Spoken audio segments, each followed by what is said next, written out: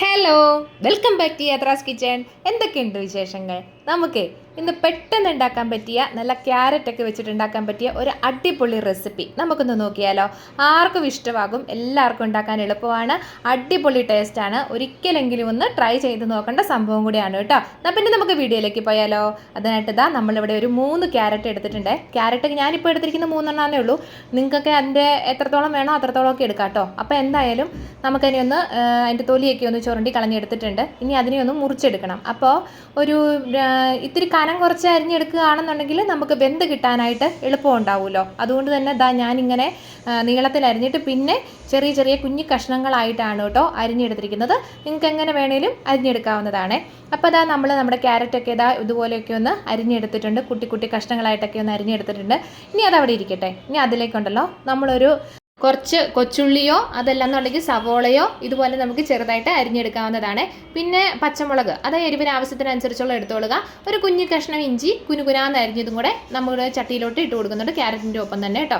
പിന്നെ ഇതിലേക്ക് നമുക്ക് ക്യാരറ്റൊക്കെ ഇതെല്ലാം കൂടെ വേവാൻ ആവശ്യത്തിനുള്ള വെള്ളവും കൂടെ നമുക്കൊന്ന് ഒഴിച്ചു കൊടുക്കാവേ. ഒരുപാട് വെള്ളം വേണ്ട കേട്ടോ. പിന്നെ ഒരു സ്വല്പം ഉപ്പും കൂടെ ചേർത്ത് കൊടുത്തോളുക. സ്വല്പം ഉപ്പ് ചേർത്ത് കൊടുത്തിട്ട് ബാക്കി പിന്നെ വേണമെന്നുണ്ടെങ്കിൽ നമുക്ക് ചേർത്ത് കൊടുക്കാവുന്നതാണ്. അപ്പം നമുക്കതിനെ ഒന്ന് വേവിച്ചെടുക്കാം കേട്ടോ.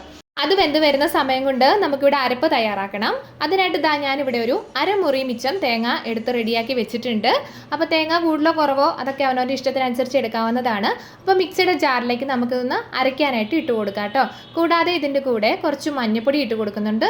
ഒരു 1/2 ടീസ്പൂൺ നമ്മുടെ ജീരകം, ചെറിയ ജീരകം ഉണ്ടല്ലോ, ഇട്ട് കൊടുക്കുന്നുണ്ട്. പിന്നെ ഒരു നുള്ള് നമ്മുടെ മുളക് പൊടി, അത് വേണമെങ്കിൽ ഇട്ട് കൊടുത്താൽ മതി കേട്ടോ. ഞാൻ കറിക്ക് ഇത്തിരി കളർ കൂടി ആവുമല്ലോ എന്ന് വിചാരിച്ചിട്ട് മാത്രമേ ഇട്ട് കൊടുത്തേ ഉള്ളൂ. അല്ലാതെ എരിവിന് വേണ്ടിയിട്ടായി കാര്യമായിട്ടല്ല കേട്ടോ ഇട്ട് കൊടുത്തേക്കുന്നത്. അത് അവനവൻ്റെ ഇഷ്ടമാണ്. അപ്പോൾ എന്തായാലും കുറച്ച് മാത്രം വെള്ളം ഒഴിച്ചു കൊടുത്തിട്ട് നമുക്ക് നല്ല രീതിയിലൊന്ന് വെണ്ണ പോലെ ഒന്ന് അരച്ചെടുത്തിട്ടുണ്ട് കേട്ടോ. ഇത് കണ്ടോ, വെള്ളം കൂടി പോകാൻ പാടില്ല. വെള്ളം കൂടി പോയിട്ടുണ്ടെങ്കിൽ അരവ് നന്നായിട്ട് കിട്ടണം എന്നില്ല കേട്ടോ. അപ്പോൾ അതവിടെ ഇരിക്കട്ടെ. ഇനി നമ്മൾ വേവാനായിട്ട് വെച്ചിരുന്ന നമ്മുടെ ക്യാരറ്റിൻ്റെ മിക്സ് എല്ലാം കൂടി ഉണ്ടല്ലോ, എല്ലാം കൂടെ നോക്കിയിട്ടുണ്ട്. അപ്പോൾ വെള്ളമൊക്കെ കുറച്ചൊക്കെ ഒന്ന് വറ്റിയിട്ടുണ്ട്. വറ്റണമെന്ന് നിർബന്ധമൊന്നുമില്ല കേട്ടോ. നന്നായിട്ടൊന്ന് വെന്ത് കിട്ടിയാൽ മാത്രം മതി. അതുകൊണ്ടാണ് പറഞ്ഞത്. കുക്കറിൽ വെക്കുകയാണെന്നുണ്ടെങ്കിലും കുഴപ്പമൊന്നുമില്ല, പെട്ടെന്ന് തന്നെ പണി തീരും. ഇങ്ങനെയാണെങ്കിലും ഈ ഇത്രത്തോളം ക്യാരറ്റ് കൊണ്ട് കുക്കറിലേക്ക് വെക്കാനായിട്ട് ഒരുപാടില്ലല്ലോ, അതുകൊണ്ട് തന്നെ. അപ്പം വേണമെന്നുണ്ടെങ്കിൽ നമുക്ക് ഉടച്ചെടുക്കാം, നിർബന്ധമൊന്നുമില്ല കേട്ടോ. അപ്പോൾ എന്തായാലും ഞാൻ സ്വല്പം ഒന്ന് ഉടച്ചു കൊടുത്തിട്ട് ബാക്കി നമ്മുടെ അരപ്പ് ചേർത്ത് കൊടുക്കുന്നുണ്ട്. ലോ ഫ്ലെയിമിലാണ് കേട്ടോ ഇട്ട് കൊടുത്തിരിക്കുന്നത്. അപ്പോൾ ആ അരപ്പ് ചേർത്ത് കൊടുക്കുന്നതിനോടൊപ്പം തന്നെ ഒന്ന് ഇളക്കി കൊടുത്തിട്ട് നമ്മൾ ആ മിക്സിയുടെ ജാറ് കഴുകിയിട്ട് ചെറുതായിട്ട് ഒരു സ്വല്പം വെള്ളം കൂടെ ഇവിടെ ചേർത്ത് കൊടുക്കുന്നുണ്ട് കേട്ടോ.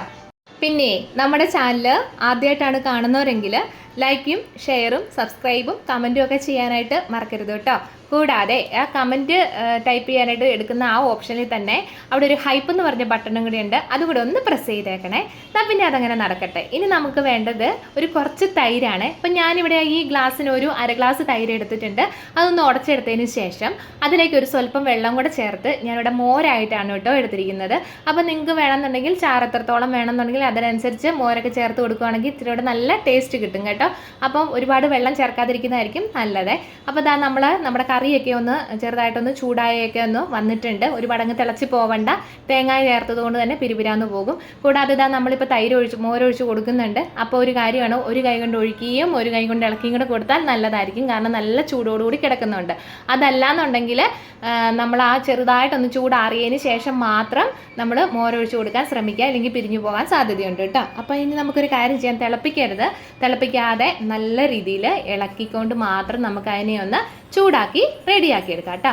അങ്ങനെ റെഡി ആയിട്ടുണ്ട്. ഇനി നമുക്കൊന്ന് കടുക് പൊട്ടിച്ച് ചേർക്കണം. അതിനായിട്ട് നല്ല വെളിച്ചെണ്ണയൊക്കെ ഒന്ന് ഒഴിച്ചു കൊടുക്കുന്നുണ്ട്. പിന്നെ ഇത്തിരി കടുക് ഇട്ട് കൊടുക്കുന്നുണ്ട്.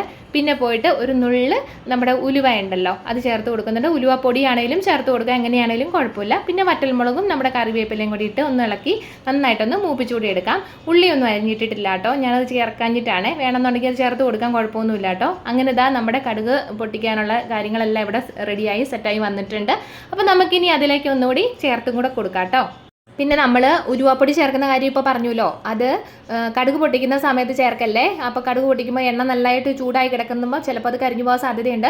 അതുകൊണ്ട് തന്നെ ലാസ്റ്റ് ഇതെല്ലാം കൂടെ ഒന്ന് ഇളക്കി കൊടുത്തതിന് ശേഷം മാത്രം ഒരു നുള്ള ഉലുവാപ്പൊടി ചേർത്ത് കൊടുത്താലും മതിയാവും കേട്ടോ. അപ്പോൾ നമ്മുടെ കറിയെല്ലാം ഒന്ന് സെറ്റായി വന്നിട്ടുണ്ട്. നല്ല ടേസ്റ്റ് എന്ന് വെച്ചാൽ നല്ല ടേസ്റ്റാണ്. ആ ക്യാരറ്റിൻ്റെ ഒരു മധുരവും, പിന്നെ ഒരു കാര്യം, മോരെടുക്കുമ്പം ഇത്തിരി പുളിയുള്ള മോരെടുക്കുകയാണെന്നുണ്ടെങ്കിൽ ഇത്തിരി കൂടി ഒരു രുചി ഉണ്ടാവും. അപ്പോൾ എങ്ങനെ, ഇഷ്ടമായോ? ഇഷ്ടമായെങ്കിൽ മറക്കണ്ട ലൈക്ക് ചെയ്യാനും കമൻറ്റ് ചെയ്യാനൊക്കെ കേട്ടോ.